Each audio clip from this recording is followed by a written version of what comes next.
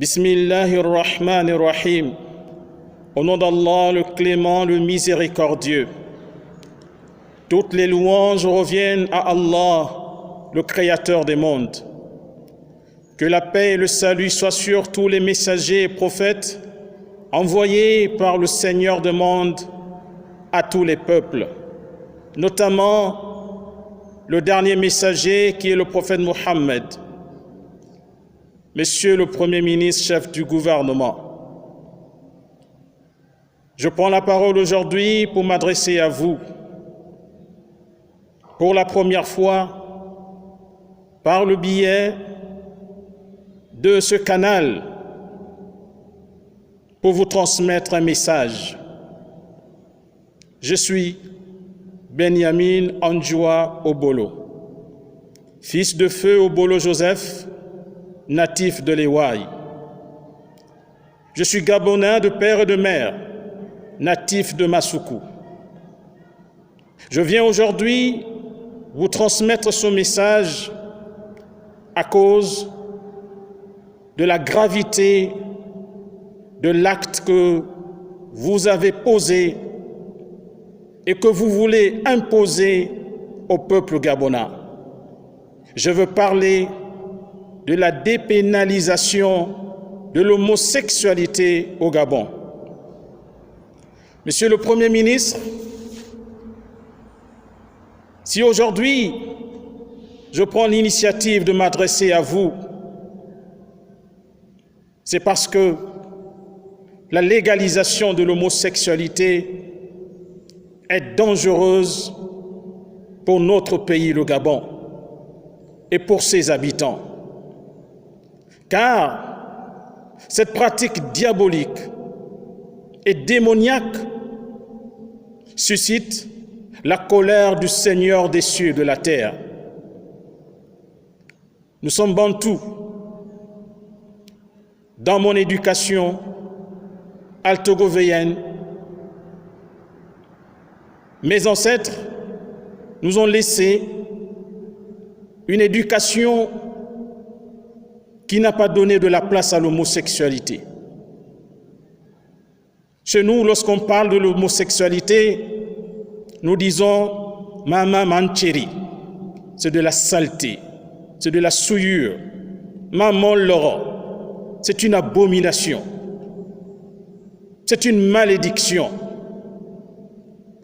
Monsieur le Premier ministre, dans mon enfance, j'ai reçu une éducation chrétienne. Jusqu'à une bonne partie de ma jeunesse. Et dans le christianisme, j'ai appris que l'homosexualité est une abomination. Et le Seigneur de l'univers, pourtant miséricordieux, clément, a réservé la peine capitale, c'est-à-dire la peine de mort, à l'auteur de l'homosexualité.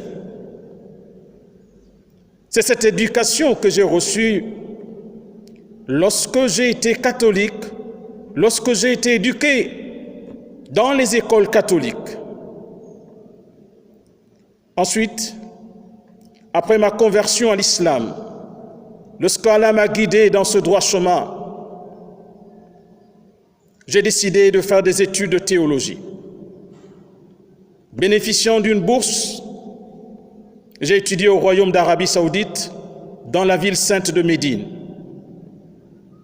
Dans l'université islamique de Médine,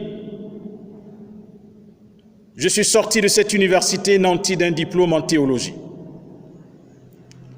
Et dans cette éducation que j'ai reçue, à travers le Coran et à travers la tradition du prophète Mohammed, paix et salut sur lui,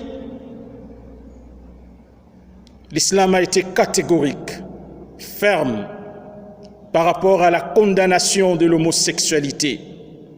À cet effet, le prophète Mohammed, paix et salut sur lui, a maudit les homosexuels. Il a dit qu'Allah maudisse ceux qui pratiquent la pratique du peuple de l'hôte, c'est-à-dire la malédiction. Il a répété cela 3 fois. Ensuite, tout comme dans les anciennes législations, la législation islamique a réservé la peine capitale à celui qui pratique l'homosexualité. C'est pourquoi le prophète, paix et salut sur lui, a dit: si vous rencontrez ceux qui pratiquent la pratique du peuple de l'autre, tuez celui qui pratique ça, que ce soit celui qui joue le rôle de la femme ou le rôle de l'homme. Les Écritures saintes se retrouvent, que ce soit dans la Torah ou dans le Coran, à travers cet enseignement du prophète Mohammed. Dieu a réservé la peine capitale à ceux qui pratiquent l'homosexualité. Monsieur le Premier ministre, vous vous dites aux religieux croyants, avez-vous appris l'histoire de Lot, ce peuple qui est le premier à pratiquer cette abomination sur la terre? Mais quelle a été la fin de ce peuple?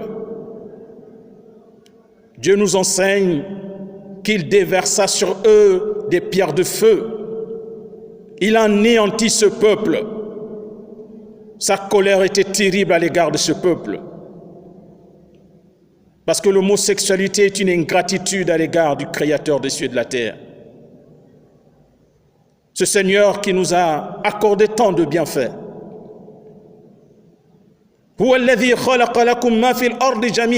C'est lui qui a créé pour nous tout ce qui est sur la terre.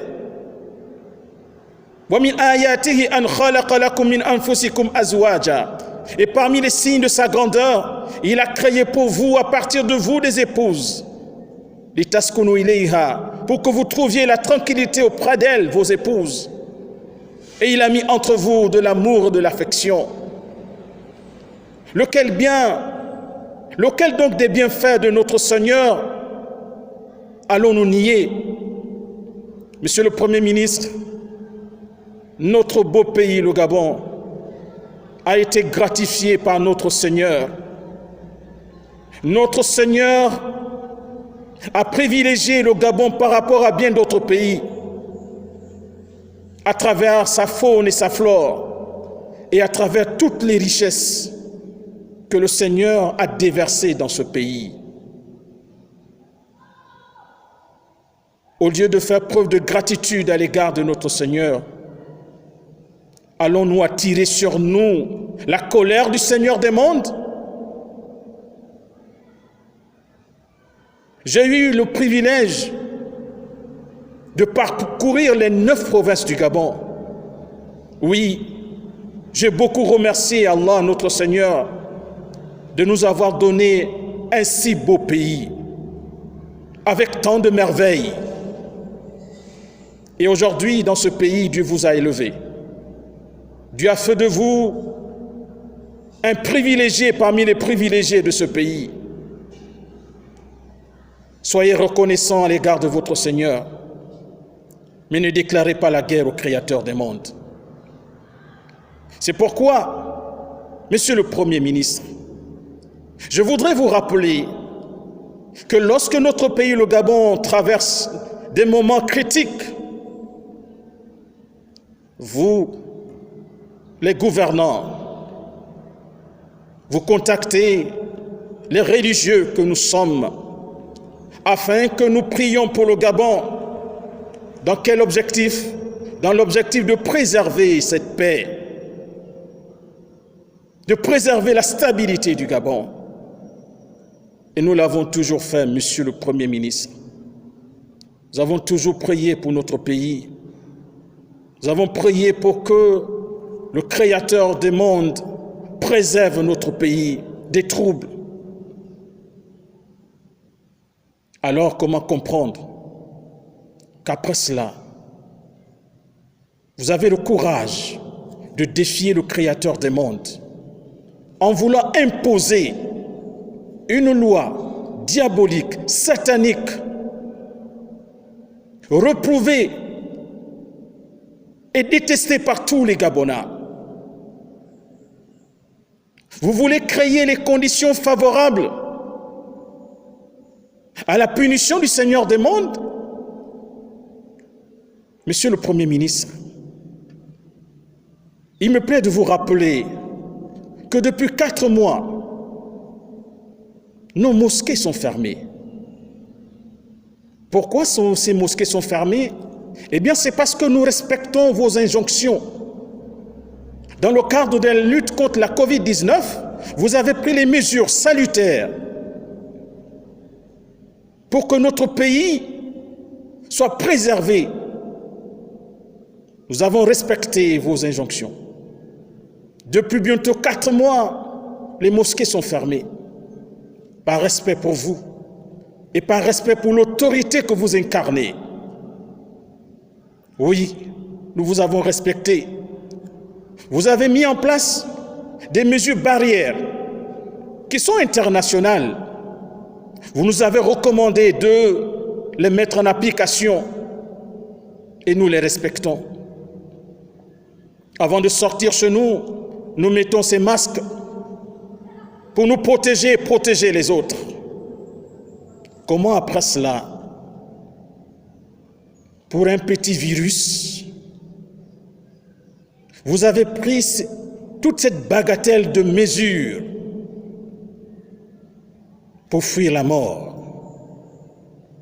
Et aujourd'hui, vous voulez prendre une mesure pour avoir la malédiction de Dieu?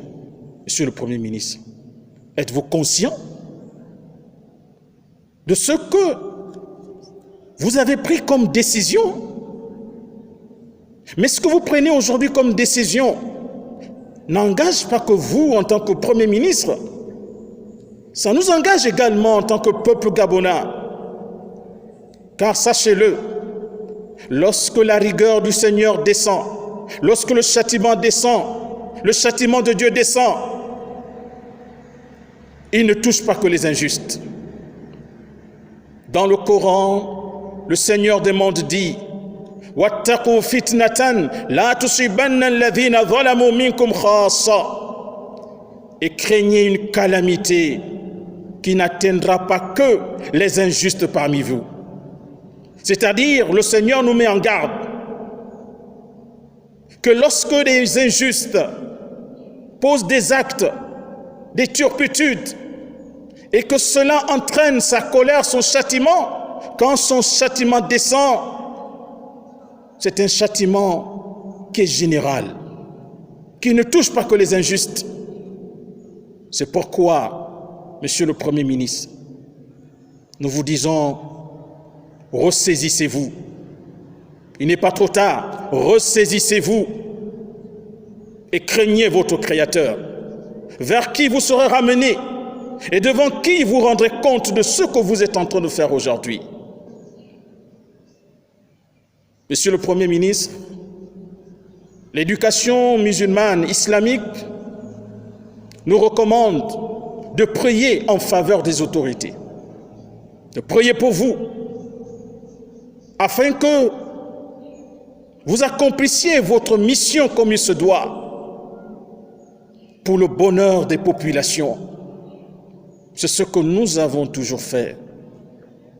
Nous avons toujours invoqué le Seigneur pour vous guider vos pas, pour vous soutenir dans la recherche de la paix sociale, la préservation de la paix sociale et dans la recherche de tout ce qui peut apporter le bonheur au peuple gabonais. Cependant, si maintenant vous voulez imposer à notre peuple des lois diaboliques, vous voulez suivre les pas du diable et vous voulez nous imposer la volonté du diable, il nous revient le droit, Monsieur le Premier ministre, de lever nos mains vers le Créateur des mondes contre vous et contre vos actions. Nous ne l'avons pas encore fait. Mais ne nous poussez pas à en arriver là, Monsieur le Premier ministre. C'est pourquoi nous disons, Monsieur le Premier ministre, jamais à l'homosexualité au Gabon. Nous disons jamais. Il nous arrive souvent devant les difficultés auxquels nous sommes confrontés dans notre pays. Le désespoir parfois nous amène à dire, on va encore faire comment? Monsieur le Premier ministre, en ce qui concerne cette abomination, nous ne dirons pas on va encore faire comment. Non, Monsieur le Premier ministre, nous ne dirons pas cela. Nous ne l'accepterons jamais et nous n'allons jamais le tolérer. Nous n'allons jamais le tolérer, Monsieur le Premier ministre. Prenez vos responsabilités et revenez sur cette décision. Revenez sur cette loi avant qu'il ne soit trop tard. Je vous rappelle un passage du noble Coran dans lequel le Seigneur de l'univers s'adressant aux hommes, il dit « Ya ayyuhan nas, ô vous les hommes, ittaqu rabbakum, redoutez votre Seigneur, wakhshaw yawma, et prenez garde à un jour. La yajzi walidun an waladi. Ce jour-là, c'est-à-dire le jour dernier, le jour du jugement dernier, le père ne pourra rien pour son enfant. Wala mawludun huwa jazin an walidihi shay'a. Et l'enfant ne pourra rien, ne pourra pas soutenir son père. Inna wa'dallahi haqq. La promesse d'Allah, Dieu est véridique. Fala taghurrannakumul hayatud dunya. Ne laissez pas la vie de ce bas monde vous tromper. Wala yaghurrannakum billahi al-gharur. Et que le diable Satan ne vous trompe pas.